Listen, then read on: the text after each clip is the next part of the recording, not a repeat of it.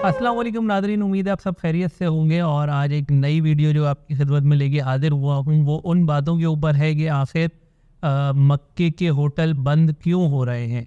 अभी आपने सुना होगा कि कुछ ये कहा जा रहा होता है कि शायद मक्के में जो हिजरा रोड है इसके होटल को गिराया जा रहा है, या इस तरह के मामलात सुनने में आ रहे होते हैं कि अभी ये परमानेंट सील कर दिए गए हैं और अभी नहीं खुलेंगे, जिसकी वजह से जो प्राइजेज़ हैं वो हाई हो गई हैं और बहुत ज़्यादा जो है ना आपको इस वक्त रेंट पे करना पड़ रहा है रूम्स का।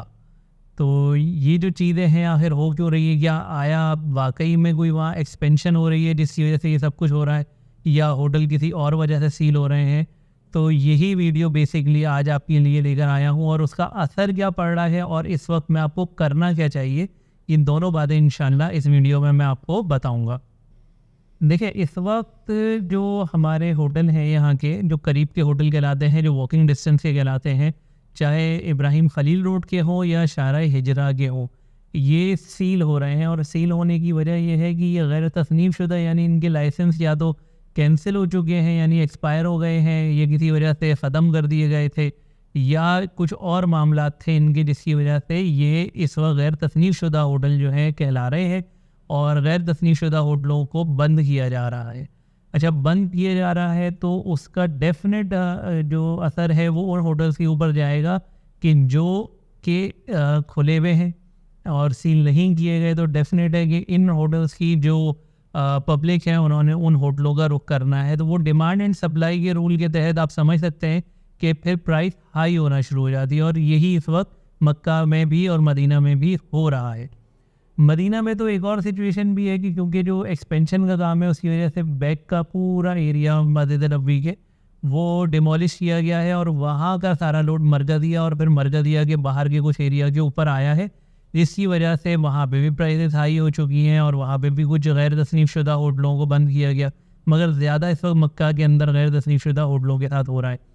अच्छा, अब आपने करना ये है कि एक तो किसी रिलायबल एजेंट से अगर आप ले सकते हैं होटल तो उससे लें। पहले मैं आप लोगों को ये कहता रहा हूँ कि खुद जाएं और ख़ुद जाकर आपने अपने होटल बुक करने हैं, वो आपको चीप पड़ दे। लेकिन इस वक्त की सिचुएशन में मैं इसलिए आपको ये कह रहा हूँ कि वो फिर जो आपका एजेंट है वो आपके लिए रिस्पॉन्सिबल होता है कि वो आपको अगर इन केस किसी भी वजह से आपका होटल जो है वो बंद होता है या कुछ है तो उसने आपको दूसरा होटल प्रोवाइड करना है। और उससे पहले अगर वो आपके लिए कोई होटल बुक करके आपको दे रहा है तो डेफिनेट है कि उसको उसकी तस्दीक करनी है कि ये होटल सही है, तस्नीम शुदा है और इसको बंद नहीं किया जाएगा। तो ये उसकी रिस्पॉन्सिबिलिटी बन जाती है। तो आप इस वक्त किसी हैसल से, किसी हेक्टिक से बच जाएंगे। तो इस वक्त अगर आप किसी ऐसे एजेंट से या किसी ऐसे बंदे से जिस पे आप ट्रस्ट कर सकते हैं, आप उसके ज़रिए होटल अपना बुक करा लें।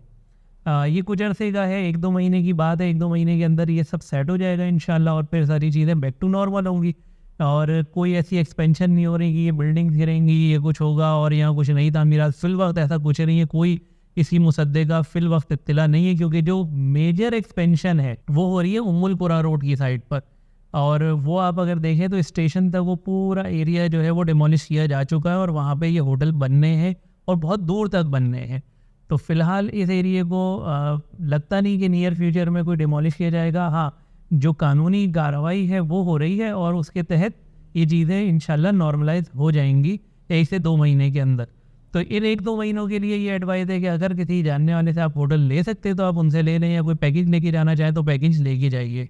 तो ये सारी डिटेल्स ही जो आपकी लेके खिदमत में मैं हाजिर हुआ था, ताकि जो व्यूअर्स हैं मेरे उनको कोई परेशानी ना हो।